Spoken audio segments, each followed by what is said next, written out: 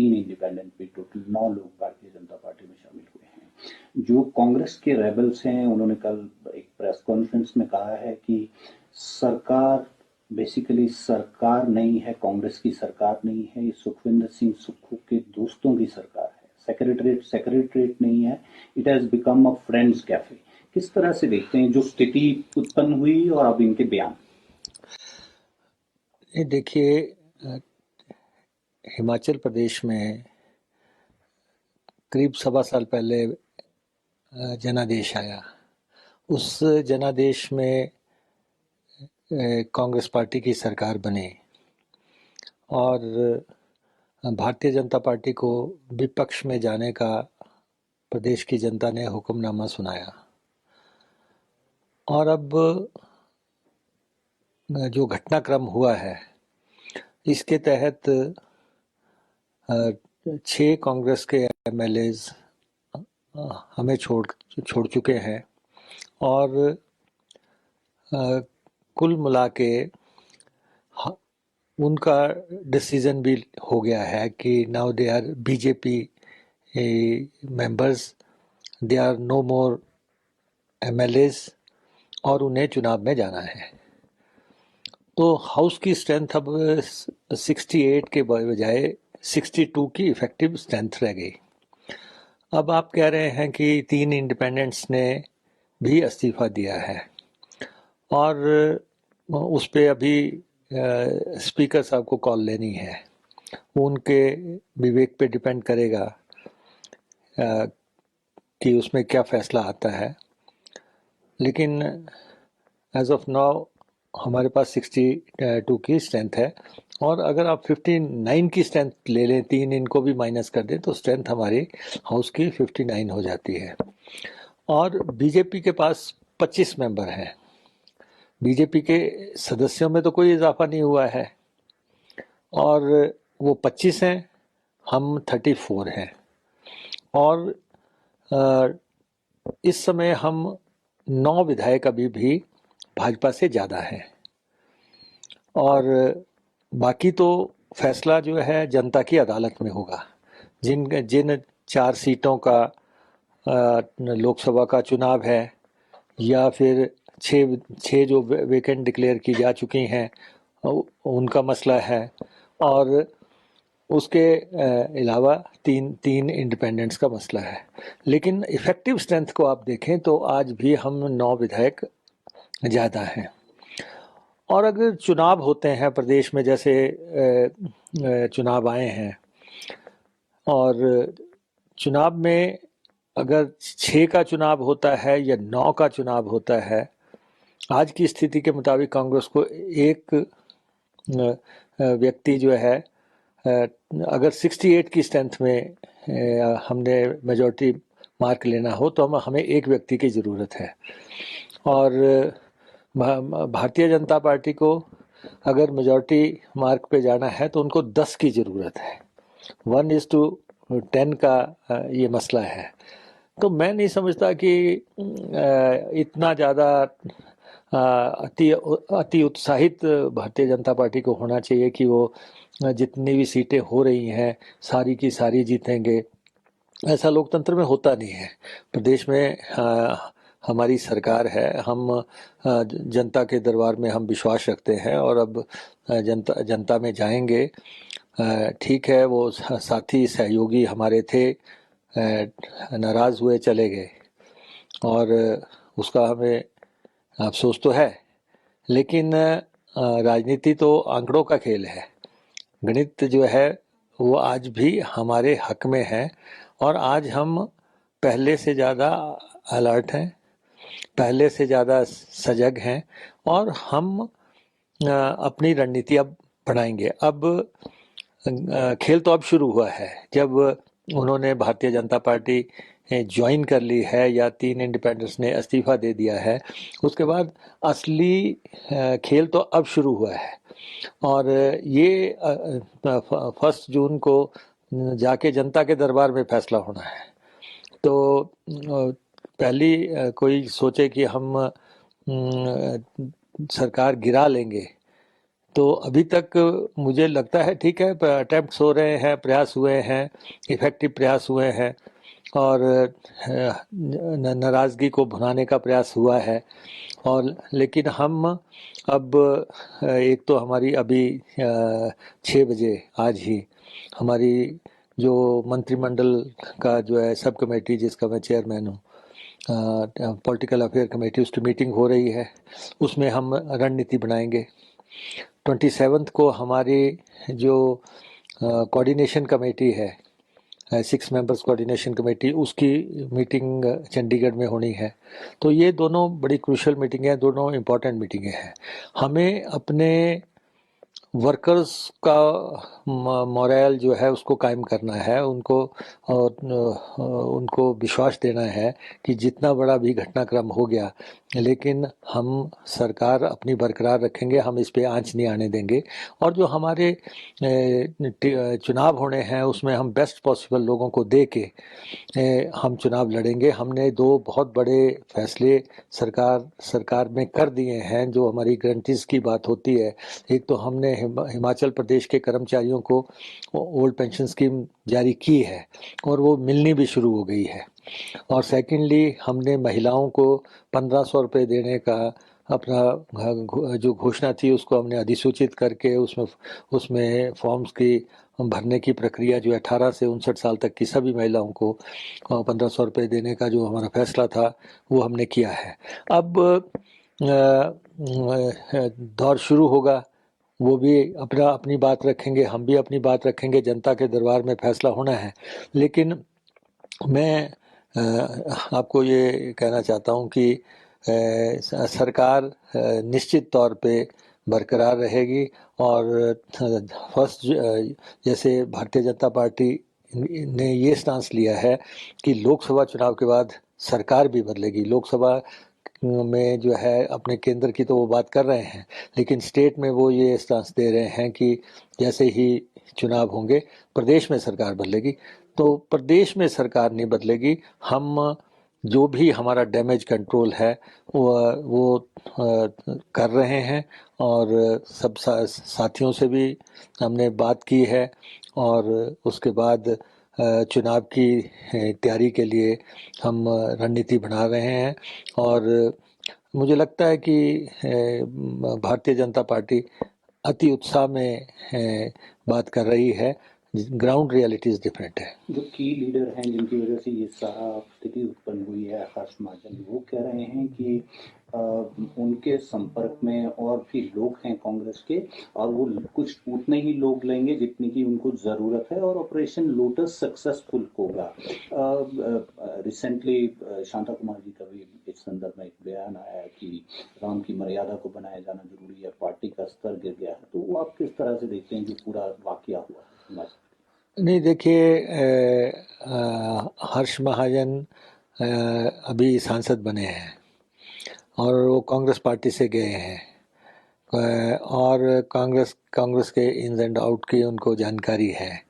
और अभी तक भी जो ऑपरेशन हुआ है उनकी भूमिका उसमें रही है।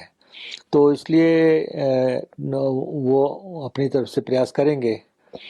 और लेकिन हम अपनी सरकार को मजबूत करने के लिए, बरकरार रखने के साथ साथ मजबूत करने के लिए हमारे पास भी बहुत बड़ी अपॉर्चुनिटी है। ये चुनाव जो है 34-35 पे हमारा हाउस जो है स्टेबल हो जाता है और हमने पहले भी 36 की सरकार चलाई थी। ये दुर्भाग्यपूर्ण रहा जो भी घटनाक्रम हुआ। अब हम इसका पोस्टमार्टम करते रहें, कैसे हुआ, किसने किया, क्या कमियां रही, हमारी कमियां रही या वो उन्होंने फ़ायदा उठाया, जो भी हुआ। लेकिन हम प्रयास करेंगे कि जो अब 13 इलेक्शन, छोटी सी स्टेट पे 13 इलेक्शन आ रहे हैं, 4 तो लोकसभा के जो होने हैं और वो तो एक चुनौती है, लेकिन साथ में 9 इलेक्शन जो है अनटाइमली जो है प्रदेश पे आ चुके हैं। तो 13 चुनाव यहाँ पे होंगे और उसके लिए हमें सर्वे करवाने हैं, हमें कैंडिडेट्स का चयन करना है, फिर हमें अपनी कैंपेन का तय करना है। तो हम उसमें लगेंगे और मुझे काफ़ी उम्मीद है और कि हम जो है इन सीटों को में से मेजॉरिटी सीटें हम हासिल करेंगे और आने वाले समय में अपनी सरकार को स्टेबल करते हुए इसको 5 साल तक चलाएंगे। जिस तरह से शांता जी ने कहा, ये प्रयास गलत है, ऐसा नहीं। देखिए, ऐसा है कि हिमाचल की ये ना तो संस्कृति है ना सभ्यता है, लेकिन मैंने जैसे आपको कहा कि अब हो चुका है और हमारे इससे तो इनकार नहीं किया जा सकता कि हमारे एमएलएस गए हैं, हमारे 6 एमएलए गए हैं और 3 एमएलए इंडिपेंडेंट, इन्होंने साल भर हमें सपोर्ट भी किया है हमारे। तो ये 9 का लॉस है और मेजॉरिटी होते हुए हमने राज्यसभा सीट हारी, लेकिन उसके तत्काल बाद से हम एक्टिवेट हुए हैं और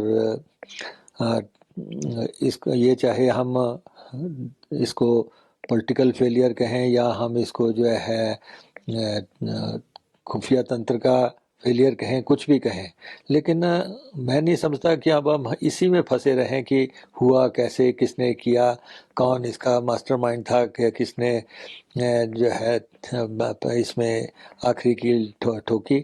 लेकिन अब बातें बिल्कुल स्पष्ट हैं। 34 पे हम खड़े हैं, 25 पे वो खड़े हैं। 9 का इलेक्शन आना है। अगर वो मेजॉरिटी 9 के साथ भी 34 होता है, तब भी जो है 35 का आंकड़ा नहीं पूरा होता।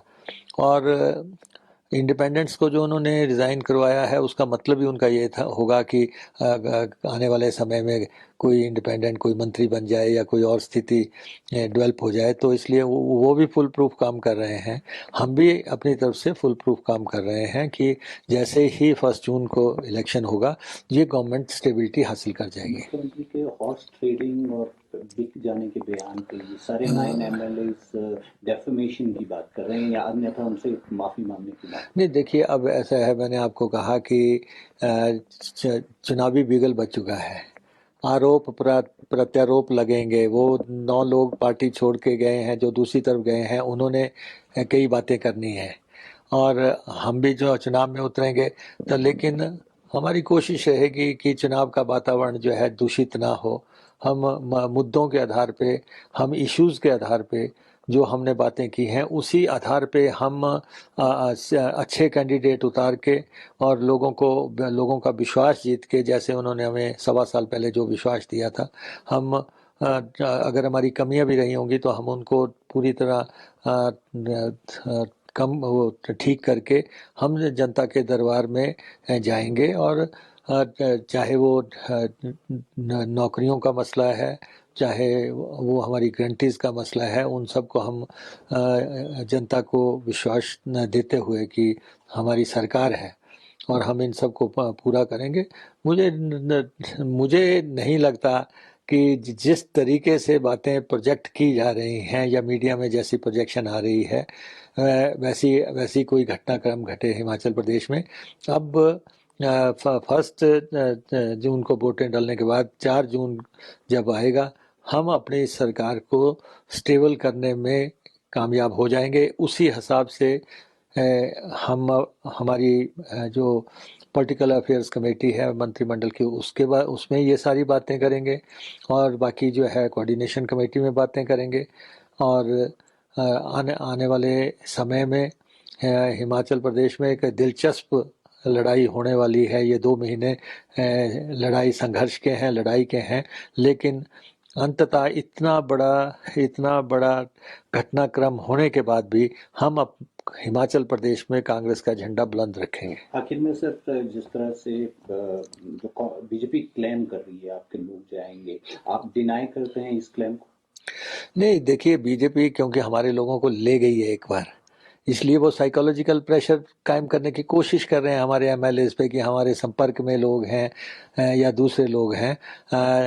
लेकिन मैं ये समझता हूँ कि अब काफ़ी स्थिरता आ गई है और सब लोग इंटैक्ट हैं और सब लोग एक दूसरे से बात कर रहे हैं और एक जाने अनजाने में झटका लगा है, लेकिन आगे हम स्थिरता की तरफ ही बढ़ेंगे और कांग्रेस की सरकार यहाँ पे हमारी स्टेबल होगी 4 जून को। Thank you. हिमाचल की पॉलिटिकल सिचुएशन हुई जो राज्यसभा के चुनावों के बाद कांग्रेस के 6 लोग कल भारतीय जनता पार्टी में शामिल हुए हैं। 3 इंडिपेंडेंट भी, टोटल 9 लोग भारतीय जनता पार्टी में शामिल हुए हैं। जो कांग्रेस के रेबल्स हैं उन्होंने कल एक प्रेस कॉन्फ्रेंस में कहा है कि सरकार बेसिकली सरकार नहीं है, कांग्रेस की सरकार नहीं है, ये सुखविंदर सिंह सुक्खू के दोस्तों की सरकार है। सेक्रेटरीट नहीं है, it has become a friends cafe. किस तरह से देखते हैं जो स्थिति उत्पन्न हुई और अब इनके बयान?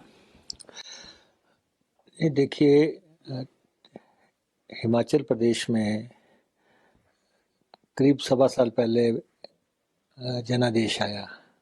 उस जनादेश में कांग्रेस पार्टी की सरकार बनी और भारतीय जनता पार्टी को विपक्ष में जाने का प्रदेश की जनता ने हुक्मनामा सुनाया और अब जो घटनाक्रम हुआ है इसके तहत 6 कांग्रेस के एमएलएज हमें छोड़ चुके हैं और कुल मिला के उनका डिसीजन भी हो गया है कि now they are BJP members, they are no more MLAs और उन्हें चुनाव में जाना है। तो हाउस की स्ट्रेंथ अब 68 के बजाय 62 की इफेक्टिव स्ट्रेंथ रह गई। अब आप कह रहे हैं कि 3 इंडिपेंडेंट्स ने भी इस्तीफा दिया है और उस पे अभी स्पीकर साहब को कॉल लेनी है। उनके विवेक पे डिपेंड करेगा कि उसमें क्या फैसला आता है। लेकिन एज ऑफ नाउ हमारे पास 62 की स्ट्रेंथ है और अगर आप 59 की स्ट्रेंथ ले लें, 3 इनको भी माइनस कर दें तो स्ट्रेंथ हमारी हाउस की 59 हो जाती है। और बीजेपी के पास 25 मेंबर हैं। बीजेपी के सदस्यों में तो कोई इजाफा नहीं हुआ है और वो 25 हैं, हम 34 हैं और इस समय हम 9 विधायक अभी भी भाजपा से ज़्यादा हैं और बाकी तो फैसला जो है जनता की अदालत में होगा। जिन 4 सीटों का लोकसभा का चुनाव है या फिर 6 जो वैकेंट डिक्लेयर की जा चुकी हैं उनका मसला है और उसके अलावा तीन इंडिपेंडेंट्स का मसला है। लेकिन इफेक्टिव स्ट्रेंथ को आप देखें तो आज भी हम 9 विधायक ज़्यादा हैं। और अगर चुनाव होते हैं प्रदेश में, जैसे चुनाव आए हैं और चुनाव में अगर 6 का चुनाव होता है या 9 का चुनाव होता है, आज की स्थिति के मुताबिक कांग्रेस को एक व्यक्ति जो है अगर 68 की स्ट्रेंथ में हमने मेजॉरिटी मार्क लेना हो तो हमें एक व्यक्ति की ज़रूरत है और भारतीय जनता पार्टी को अगर मेजॉरिटी मार्क पे जाना है तो उनको 10 की ज़रूरत है। 1:10 का ये मसला है। तो मैं नहीं समझता कि इतना ज़्यादा अति उत्साहित भारतीय जनता पार्टी को होना चाहिए कि वो जितनी भी सीटें हो रही हैं सारी की सारी जीतेंगे। ऐसा लोकतंत्र में होता नहीं है। प्रदेश में हमारी सरकार है, हम जनता के दरबार में हम विश्वास रखते हैं और अब जनता में जाएंगे। ठीक है, वो साथी सहयोगी हमारे थे, नाराज़ हुए चले गए और उसका हमें अफसोस तो है, लेकिन राजनीति तो आंकड़ों का खेल है गणित जो है वो आज भी हमारे हक में है और आज हम पहले से ज़्यादा अलर्ट हैं, पहले से ज़्यादा सजग हैं और हम अपनी रणनीति अब बढ़ाएंगे। अब खेल तो अब शुरू हुआ है। जब उन्होंने भारतीय जनता पार्टी ज्वाइन कर ली है या 3 इंडिपेंडेंट्स ने इस्तीफा दे दिया है, उसके बाद असली खेल तो अब शुरू हुआ है और ये 1 जून को जाके जनता के दरबार में फैसला होना है।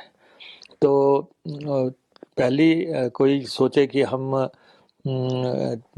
सरकार गिरा लेंगे, तो अभी तक मुझे लगता है ठीक है, अटेम्प्ट्स हो रहे हैं, प्रयास हुए हैं, इफेक्टिव प्रयास हुए हैं और नाराज़गी को भुनाने का प्रयास हुआ है। और लेकिन हम अब एक तो हमारी अभी 6 बजे आज ही हमारी जो मंत्रिमंडल का जो है सब कमेटी जिसका मैं चेयरमैन हूँ, पॉलिटिकल अफेयर कमेटी, उसकी मीटिंग हो रही है। उसमें हम रणनीति बनाएंगे। 27 को हमारी जो कोऑर्डिनेशन कमेटी है, 6 मेंबर्स कोऑर्डिनेशन कमेटी, उसकी मीटिंग चंडीगढ़ में होनी है। तो ये दोनों बड़ी क्रूशियल मीटिंग है, दोनों इम्पोर्टेंट मीटिंगें हैं। हमें अपने वर्कर्स का मोरल जो है उसको कायम करना है, उनको और उनको विश्वास देना है कि जितना बड़ा भी घटनाक्रम हो गया लेकिन हम सरकार अपनी बरकरार रखेंगे, हम इस पे आंच नहीं आने देंगे और जो हमारे चुनाव होने हैं उसमें हम बेस्ट पॉसिबल लोगों को दे के हम चुनाव लड़ेंगे। हमने 2 बहुत बड़े फैसले सरकार में कर दिए हैं जो हमारी गारंटीज की बात होती है। एक तो हमने हिमाचल प्रदेश के कर्मचारियों को ओल्ड पेंशन स्कीम जारी की है और वो मिलनी भी शुरू हो गई है और सेकेंडली हमने महिलाओं को 1500 रुपये देने का अपना जो घोषणा थी उसको हमने अधिसूचित करके उसमें फॉर्म्स की भरने की प्रक्रिया जो 18 से 59 साल तक की सभी महिलाओं को 1500 रुपये देने का जो हमारा फैसला था वो हमने किया है। अब दौर शुरू होगा, वो भी अपनी बात रखेंगे, हम भी अपनी बात रखेंगे, जनता के दरबार में फैसला होना है। लेकिन मैं आपको ये कहना चाहता हूँ कि सरकार निश्चित तौर पे बरकरार रहेगी और जैसे भारतीय जनता पार्टी ने ये स्टांस लिया है कि लोकसभा चुनाव के बाद सरकार भी बदलेगी। लोकसभा में जो है अपने केंद्र की तो वो बात कर रहे हैं, लेकिन स्टेट में वो ये स्टांस दे रहे हैं कि जैसे ही चुनाव होंगे प्रदेश में सरकार बदलेगी।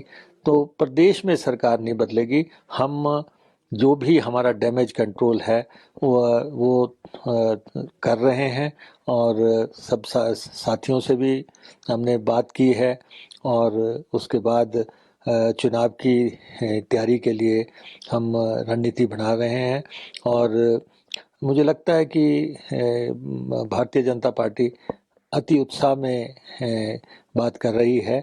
ग्राउंड रियलिटीज डिफरेंट है। जो की लीडर हैं जिनकी वजह से ये सारा स्थिति उत्पन्न हुई है, हर्ष महाजन, वो कह रहे हैं कि उनके संपर्क में और भी लोग हैं कांग्रेस के और वो कुछ उतने ही लोग लेंगे जितनी की उनको जरूरत है और ऑपरेशन लोटस सक्सेसफुल होगा।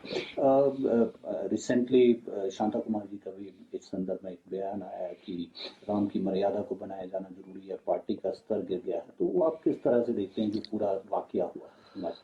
नहीं, देखिए, हर्ष महाजन अभी सांसद बने हैं और वो कांग्रेस पार्टी से गए हैं और कांग्रेस के इन्स एंड आउट की उनको जानकारी है और अभी तक भी जो ऑपरेशन हुआ है उनकी भूमिका उसमें रही है।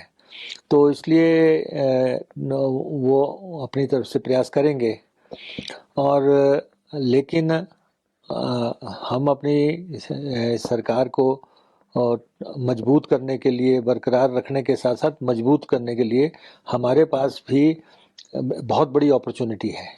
ये चुनाव जो है 34-35 पे हमारा हाउस जो है स्टेबल हो जाता है और हमने पहले भी 36 की सरकार चलाई थी। ये दुर्भाग्यपूर्ण रहा जो भी घटनाक्रम हुआ अब हम इसका पोस्टमार्टम करते रहें, कैसे हुआ, किसने किया, क्या कमियां रही, हमारी कमियां रही या वो उन्होंने फ़ायदा उठाया, जो भी हुआ। लेकिन हम प्रयास करेंगे कि जो अब 13 इलेक्शन, छोटी सी स्टेट पे 13 इलेक्शन आ रहे हैं, 4 तो लोकसभा के जो होने हैं और वो तो एक चुनौती है, लेकिन साथ में 9 इलेक्शन जो है अनटाइमली जो है प्रदेश पे आ चुके हैं। तो 13 चुनाव यहाँ पे होंगे और उसके लिए हमें सर्वे करवाने हैं, हमें कैंडिडेट्स का चयन करना है, फिर हमें अपनी कैंपेन का तय करना है। तो हम उसमें लगेंगे और मुझे काफ़ी उम्मीद है और कि हम जो है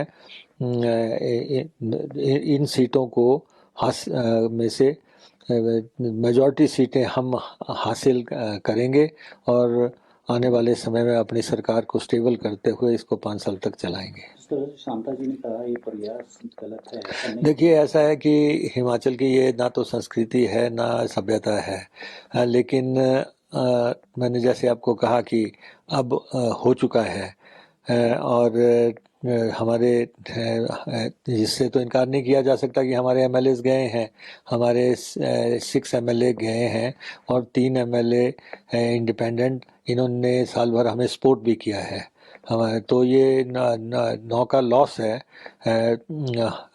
और मेजॉरिटी होते हुए हमने राज्यसभा सीट हारी, लेकिन उसके तत्काल बाद से हम एक्टिवेट हुए हैं और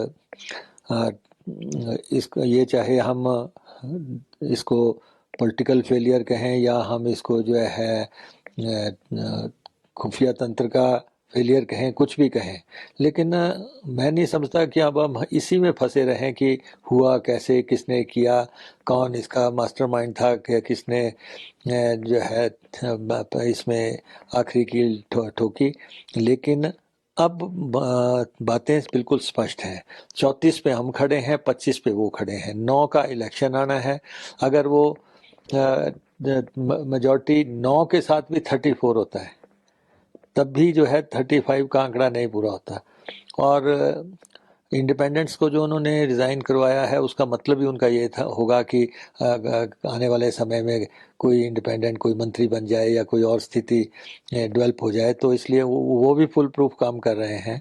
हम भी अपनी तरफ से फुल प्रूफ काम कर रहे हैं कि जैसे ही 1 जून को इलेक्शन होगा ये गवर्नमेंट स्टेबिलिटी हासिल कर जाएगी। मुख्यमंत्री के हॉर्स ट्रेडिंग और बिक जाने के बयान पे ये सारे 9 एमएलएस डेफेमेशन की बात कर रहे हैं या अन्यथा उनसे माफी मांगने की बात? नहीं, देखिए, अब ऐसा है, मैंने आपको कहा कि चुनावी बिगल बच चुका है, आरोप प्रत्यारोप लगेंगे। वो 9 लोग पार्टी छोड़ के गए हैं, जो दूसरी तरफ गए हैं, उन्होंने कई बातें करनी है और हम भी जो चुनाव में उतरेंगे तो, लेकिन हमारी कोशिश रहेगी कि चुनाव का वातावरण जो है दूषित ना हो।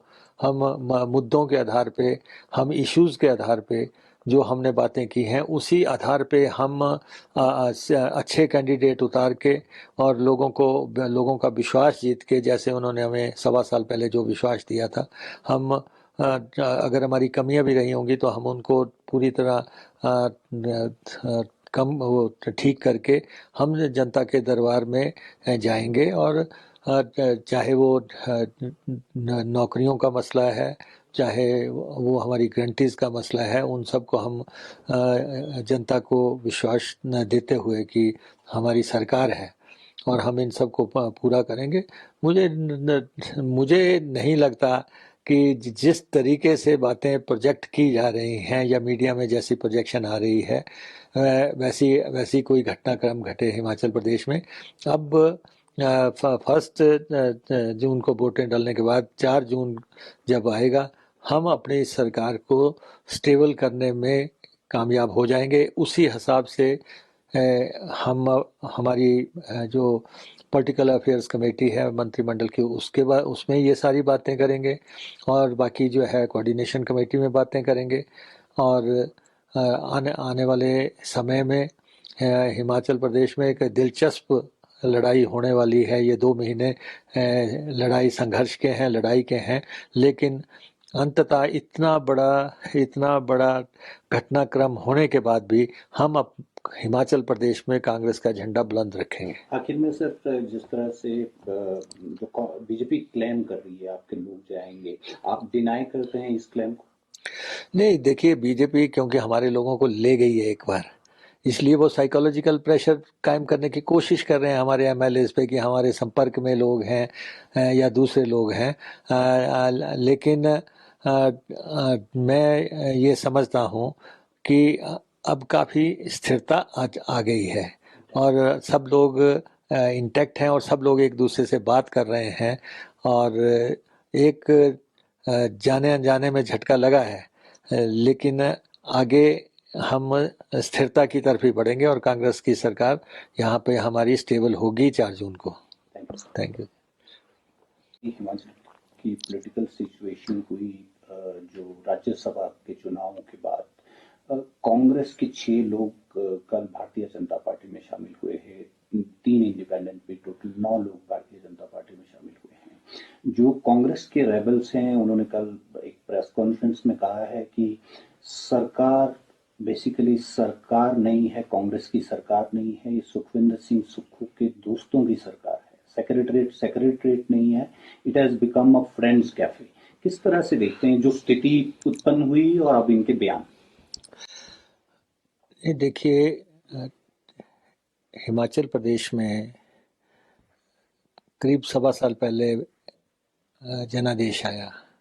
उस जनादेश में कांग्रेस पार्टी की सरकार बनी और भारतीय जनता पार्टी को विपक्ष में जाने का प्रदेश की जनता ने हुक्मनामा सुनाया और अब जो घटनाक्रम हुआ है इसके तहत 6 कांग्रेस के एमएलएज हमें छोड़ चुके हैं और कुल मिला के उनका डिसीजन भी हो गया है कि now they are BJP members, they are no more MLAs और उन्हें चुनाव में जाना है। तो हाउस की स्ट्रेंथ अब 68 के बजाय 62 की इफेक्टिव स्ट्रेंथ रह गई। अब आप कह रहे हैं कि 3 इंडिपेंडेंट्स ने भी इस्तीफा दिया है और उस पे अभी स्पीकर साहब को कॉल लेनी है, उनके विवेक पे डिपेंड करेगा कि उसमें क्या फैसला आता है।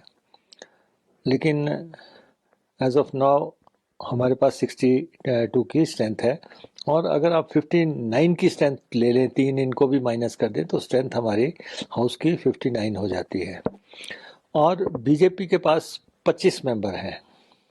बीजेपी के सदस्यों में तो कोई इजाफा नहीं हुआ है और वो 25 हैं, हम 34 हैं और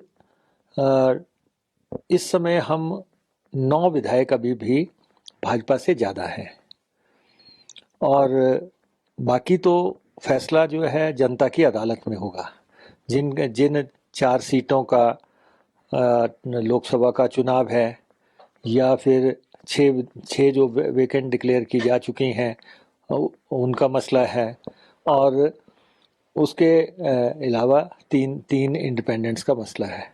लेकिन इफेक्टिव स्ट्रेंथ को आप देखें तो आज भी हम 9 विधायक ज़्यादा हैं और अगर चुनाव होते हैं प्रदेश में, जैसे चुनाव आए हैं और चुनाव में अगर 6 का चुनाव होता है या 9 का चुनाव होता है, आज की स्थिति के मुताबिक कांग्रेस को एक व्यक्ति जो है अगर 68 की स्ट्रेंथ में हमने मेजॉरिटी मार्क लेना हो तो हमें एक व्यक्ति की ज़रूरत है और भारतीय जनता पार्टी को अगर मेजॉरिटी मार्क पे जाना है तो उनको 10 की ज़रूरत है।